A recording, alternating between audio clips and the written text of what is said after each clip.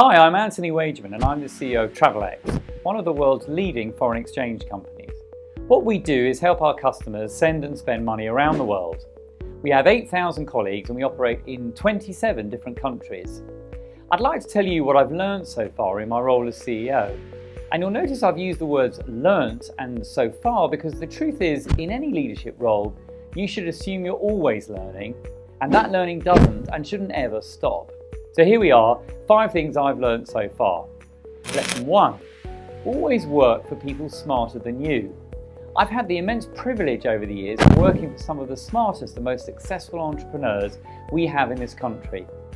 2 people who particularly stand out for me are Gerald Ronson, quite a few years back, and of course more recently Lloyd Dorfman, the founder and now the president of Travelex.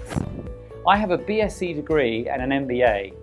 But the truth is I learned more from just those 2 people than I ever did from any academic qualification I ever had.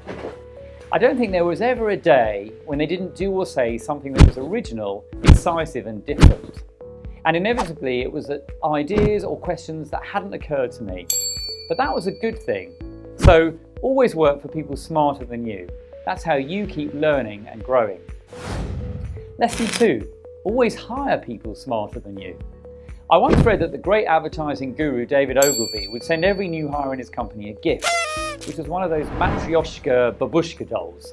So every new hire at Ogilvy and Mather would turn up for the first day at work and find one of these on their desks. And they'd do that obvious thing, which is open up the doll, then the next one inside it, then the next one, and so on, as the dolls got smaller and smaller until they opened the final tiny doll. And inside that one would be a piece of paper on which Ogilvy had written the following message. If we hire people smaller than ourselves, we will be a company of midgets. But if we hire people bigger than ourselves, we will be a company of giants. I've always believed that. Many of the people who work for me now know far more about their specific area of business or expertise than I do. They've helped us build a great business. And to me, each of them is a giant. Lesson number 3. Never be afraid of asking the obvious questions. Perhaps it's an English thing, but we're all a bit too polite sometimes in meetings, and we don't ask the obvious questions for fear of looking stupid. The smart people I worked for didn't do that. They would ask really obvious, blunt questions like, how much will this really cost? How long will it take? What do we get at the end of this? Now, sometimes when I ask those questions myself now, I look around the room and I see the relief on other people's faces because they wanted to ask the same question but were too wary to do so. So rule number 3, ask the obvious questions. Lesson 4, be honest and have the direct conversations. This is a really important value to me and it's harder to achieve than most people believe. I strive to be honest and straightforward with my colleagues and I tell them what I think, what I really think. So that includes the difficult conversations too, and I expect the same of others. There's another dimension to this as well, which is this: bring your authentic self to work every day. I don't read a lot of management books, but one person I would recommend is a guy called Rob Goffey, who teaches at London Business School. He wrote a book called Why Should Anyone Be Led By You?, in which he says to be a true leader, you must, as he puts it, be yourself more with skill. People need to see you for who you really are, warts and all.